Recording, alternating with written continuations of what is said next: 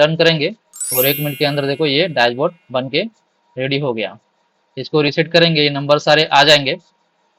ये देखो ये डैशबोर्ड मैंने क्लाउड एआई से बनाया है और ये एक्सेल में डैशबोर्ड है, एचटीएमएल में नहीं। और सबसे इम्पोर्टेंट, यहाँ पे मैंने एक्सेल का कोई भी डेटा क्लाउड एआई के साथ शेयर नहीं किया है, बिना डेटा शेयर किए ये डैशबोर्ड मैंने बनाया है, वो भी फ्री में। मेरे पास देखो क्लाउड का फ्री प्लान है यहाँ पे। आजकल आप यूट्यूब में देख रहे होगे कि क्लाउड में एक्सेल का डेटा ऐड करो और इस तरह का एचटीएमएल डैशबोर्ड बना के मिल जाता है।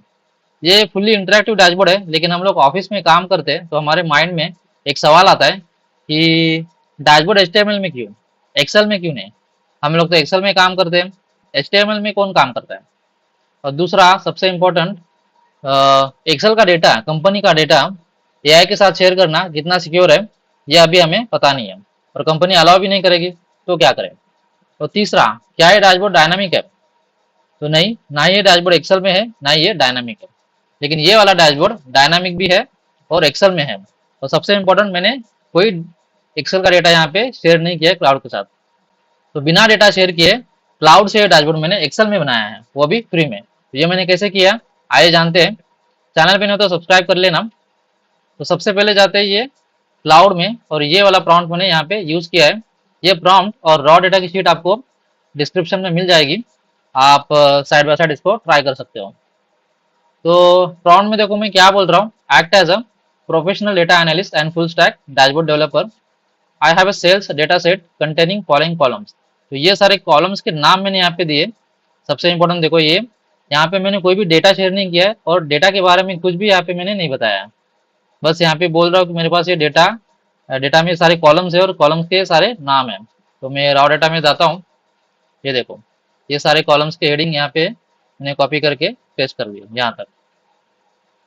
और नीचे देखो यहाँ पे मैजिक है, your task is to create fully functional modern interactive dashboard in Excel using VBA code. तो मैं बोल रहा हूँ कि मुझे वीबीए कोड देना मैक्रो बना के, ताकि मैं उससे डैशबोर्ड बनाऊँ।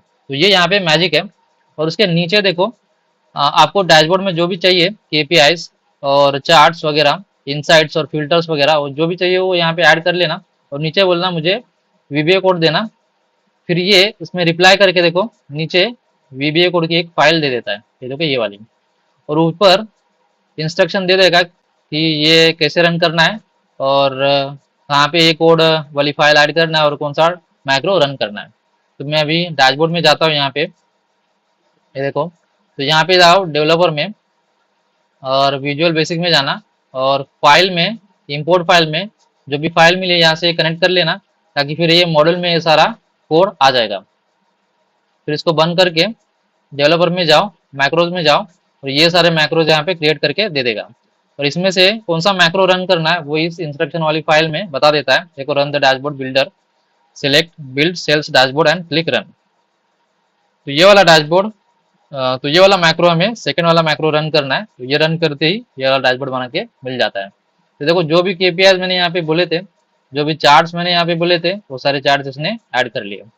और नीचे देखो एक लाइन ऐड कर दी है, डेटा सोर्स कौन सा है, स्लाइसर्स वगैरह, फिल्टर्स वगैरह क्या है, और कब ये डेटा रिफ्रेश हुआ है। तो यहाँ पे उसने देखो फिल्टर्स ऐड किए। यहाँ पे हम लोग फिल्टर्स ओपन करके चेक कर सकते हैं। और यहाँ पे एक फिल्टर लगा के दिखाता हूँ। स्टेट में कर्नाटका फिल किया और सिलेक्ट किया है, और यहाँ पे अप्लाई फिल्टर कर रहा हूँ। देखो ये नंबर चेंज हो गए और यहाँ पे नीचे चार्ट सारे चेंज हो गए।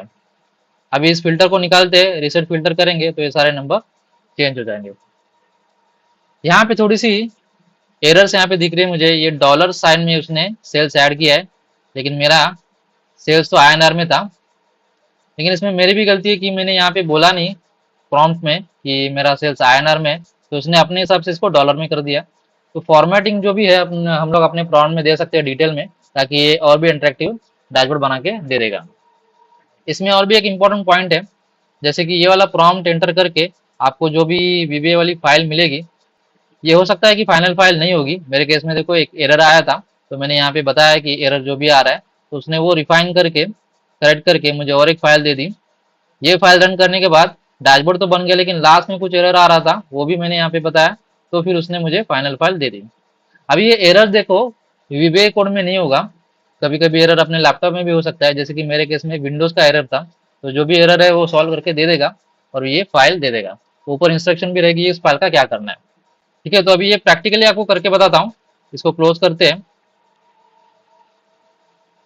ये देखो ये रॉ डेटा की फाइल है और इसमें कोई भी डैशबोर्ड नहीं है। तो मैं यहाँ पे जाता हूँ डेवलपर में, विजुअल बेसिक्स में, और फाइल में इंपोर्ट फाइल, और जो भी फाइनल फाइल आपको मिलती है वो सिलेक्ट करो, यहाँ पे ओपन करो, और यहाँ पे देखो ये मॉड्यूल में ये वाला कोड मिल जाएगा। ये बंद कर दो और डेवलपर में जाके, एक सेकेंड, इस डेवलपर में जाके मैक्रोज में जाके ये वाले मैक्रोज क्रिएट हो जाएंगे। और अपने केस में ये वाला मैक्रो रन करने के लिए बोल रहा है, तो ये रन करेंगे और 1 मिनट के अंदर देखो ये डैशबोर्ड बन के रेडी हो गया। इसको रिसेट करेंगे, ये नंबर सारे आ जाएंगे। तो ये देखो इतना इंटरेक्टिव डैशबोर्ड इसने 1 मिनट में बना के दे दिया। तो ऊपर देखो ये सारे रोलर्स है, ABCD यानी ये 1 2 3 4, ये रोलर सारे उसने निकाल दिए और ग्रिड लाइंस वगैरह निकाल के फुल्ली इंटरेक्टिव डैशबोर्ड बना के दे दिया। तो इससे लगता है कि एक्सेल प्रोफेशनल की वैल्यू अभी खत्म हो जाएगी, लेकिन ऐसा नहीं होगा। जो भी एक्सेल प्रोफेशनल AI को करेक्टली यूज करना सीखेगा, उसकी प्रोडक्टिविटी डेंजरस लेवल पर इंक्रीज हो जाएगी। नॉट ओनली इंक्रीज होगी, डेंजरस लेवल पर इंक्रीज होगी। इससे देखो 3 बेनिफिट हो रहे हैं हमें। सबसे पहला एन इम्पोर्टेंट बेनिफिट, हमें कोई भी डेटा शेयर करने की जरूरत नहीं है AI के साथ। और डेटा किस बारे में वो भी बताने की जरूरत नहीं है, बस हेडिंग शेयर करो और हमें क्या KPI चाहिए, क्या डैशबोर्ड चाहिए वो बताओ, और डैशबोर्ड बन के रेडी हो जाएगा। और दूसरा, ये डैशबोर्ड HTML में नहीं एक्सेल में होगा, फुल्ली इंटरेक्टिव होगा, किसी के साथ भी हम लोग शेयर कर सकते हैं और पता भी नहीं चलेगा कि ये AI से बना है। तो तीसरा, ये डैशबोर्ड डायनामिक होगा। यहाँ पे देखो मैंने अभी ये ऐड नहीं किया है, ये मैक्रो बना के हम लोग यहाँ पे ऐड कर सकते हैं। इसके बारे में डिटेल में मैं नेक्स्ट वीडियो में बताऊंगा। तो चैनल पे नहीं तो सब्सक्राइब करना। मिलते हैं नेक्स्ट वीडियो में। बहुत बहुत धन्यवाद।